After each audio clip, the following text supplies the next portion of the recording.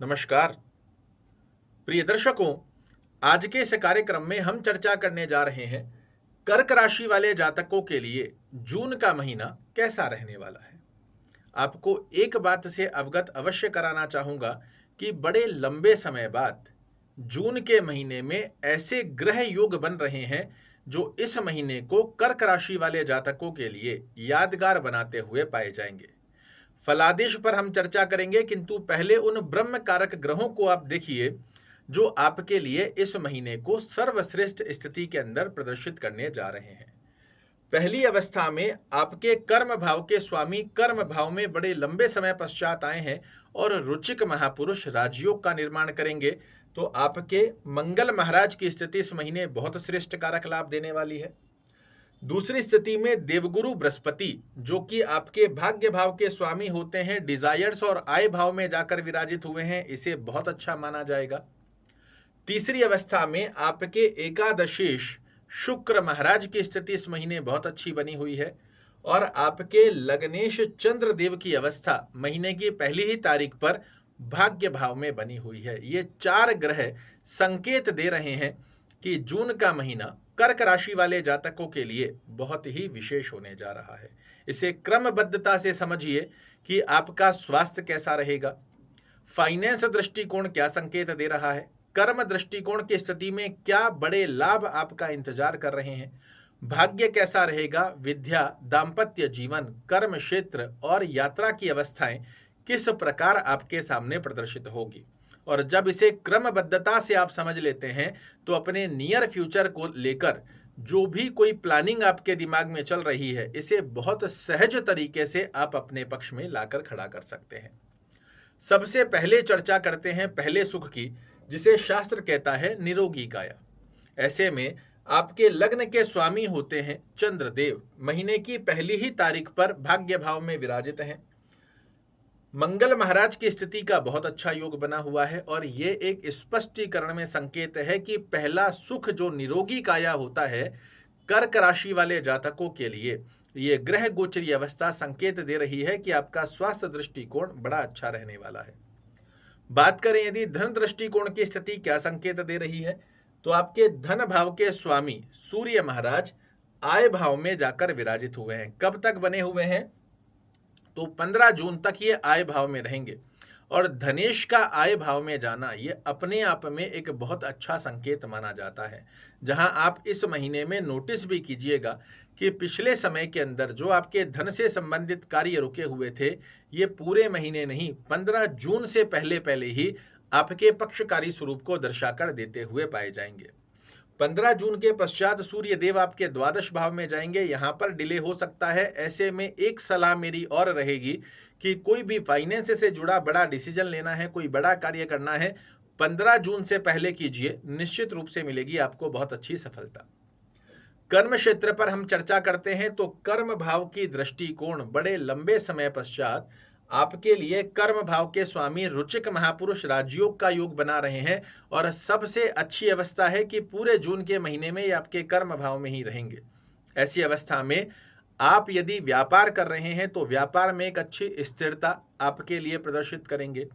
अगर जॉब कर रहे हैं तो जॉब में आपको सेनापति की तरह एक वर्चस्व की स्थिति का योग निर्माण करेंगे। जॉब में स्ट्रेस चल रहा है, उसे रिमूव करेंगे। नई जॉब को आप सर्च कर रहे हैं, उसमें आपको श्रेष्ठ कारक सफलता का योग बना कर देंगे। सरकारी कोई कार्य रुका हुआ है, उसमें भी आपके लिए बेहद अच्छी अवस्था का योग बन रहा है।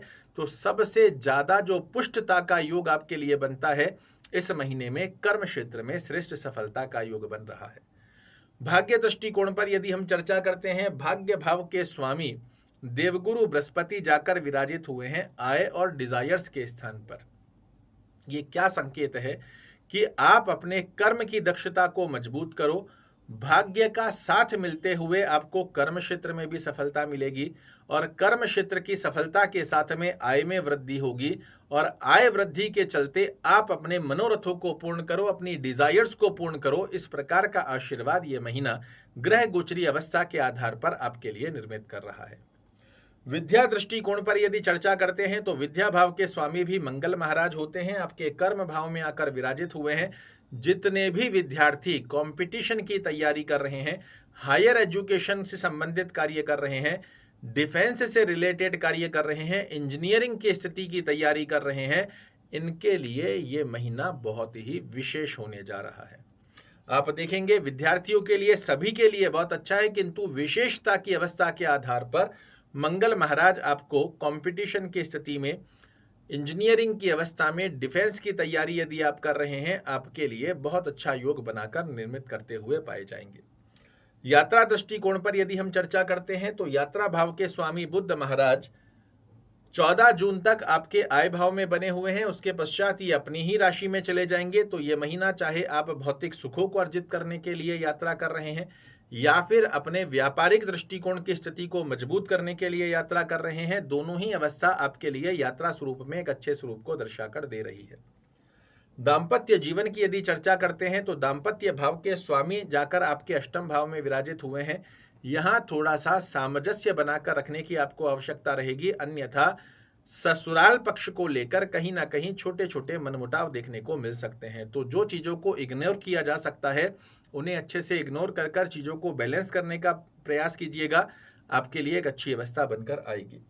प्रेम संबंधों की गति इस महीने कर्क राशि वाले जातकों के लिए बहुत ही विशेष अवस्था को दर्शा रही है। जी हाँ, आपके पार्टनर के साथ में आपके संबंधों में मधुरता का योग बने, उसे आप लव मैरिज करने के विचार कर रहे हैं, उसे अरेंज के अंदर कन्वर्ट करने का विचार कर रहे हैं, यह महीना आपके लिए बहुत ही विशेष रहेगा।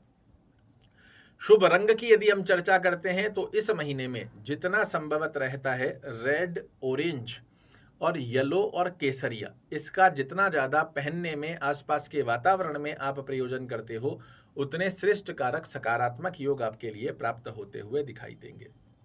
शुभ अंक की यदि हम चर्चा करते हैं तो शुभ अंक की गणना में 1, 4, 9 और साथ में ही 8, इनको सिंगल डिजिट में या फिर टोटल के मूलांक में आप प्रयोजन में लाते हो, बहुत अच्छा योग देखने को मिलेगा।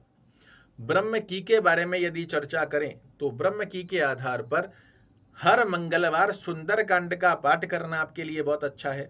अगर सुंदरकांड का पाठ करना संभव ना भी रहे तो 3 या 7 हनुमान चालीसा हर मंगलवार, इस महीने के जो 4 मंगलवार आएंगे, हर मंगलवार 3 या 7 हनुमान चालीसा का पाठ कीजिए।